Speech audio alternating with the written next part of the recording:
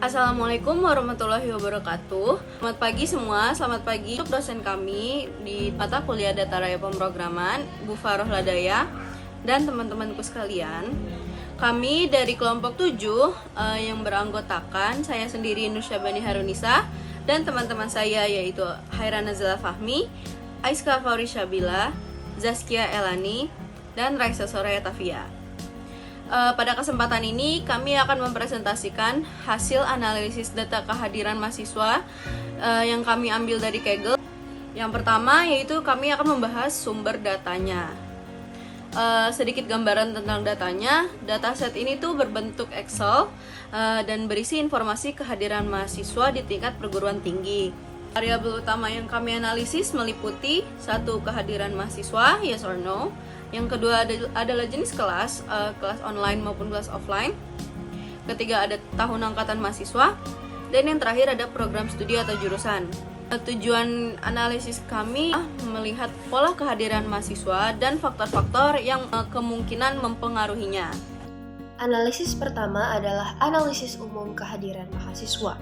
Berdasarkan dataset Student Attendance Dataset College Level, hasil analisis menunjukkan bahwa 57,1% mahasiswa tercatat hadir, sementara 42,9% tidak hadir.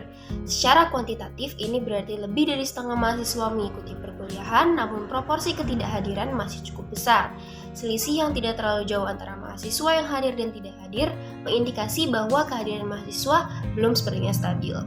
Dari sudut pandang akademik, angka ketidakhadiran yang mendekati 50% dapat berdampak pada 3 hal. Penurunan pemahaman materi, kurangnya partisipasi kelas, dan potensi menurunnya performa akademik secara keseluruhan.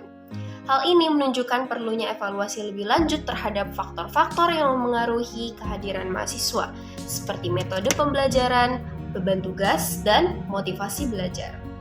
Selanjutnya, jika kita melihat berdasarkan data jenis kelas, maka hasil analisis menunjukkan bahwa 69,4% perkuliahan dilakukan secara offline, sementara 30,6% dilakukan secara online.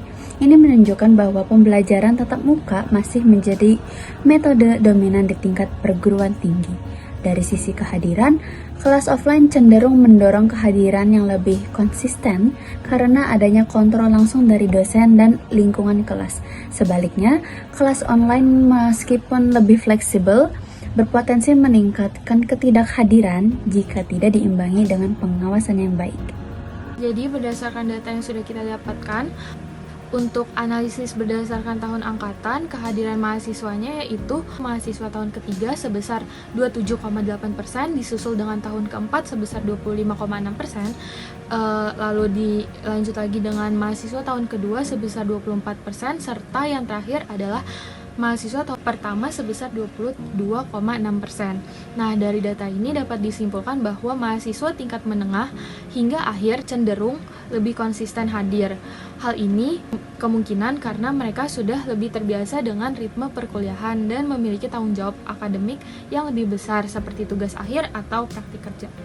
Analisis selanjutnya adalah berdasarkan jurusan atau program studi. Terlihat bahwa jurusan seperti Computer Science, Technology, dan Science memiliki jumlah kehadiran yang relatif tinggi. Hal ini bisa dikaitkan dengan karakteristik mata kuliah yang bersifat praktis dan membutuhkan kehadiran langsung baik untuk diskusi maupun praktik. Sementara itu, beberapa jurusan lain menunjukkan kehadiran yang lebih rendah yang bisa menjadi bahan evaluasi terkait metode pengajaran atau beban akademik. Sebagai kesimpulan, visualisasi data sangat membantu dalam memahami pola kehadiran mahasiswa. Dari analisis ini, kita dapat melihat bahwa tingkat kehadiran mahasiswa cukup baik, tetapi masih perlu ditingkatkan. Kelas offline lebih dominan dan cenderung mendukung kehadiran. Mahasiswa tingkat akhir lebih konsisten hadir dibanding mahasiswa baru. Program studi juga berpengaruh terhadap pola kehadiran. Hasil analisis ini dapat digunakan sebagai bahan evaluasi untuk meningkatkan disiplin belajar dan efektivitas sistem perkuliahan. Sekian dari kelompok kami, kurang lebihnya mohon maaf. Wassalamualaikum warahmatullahi wabarakatuh.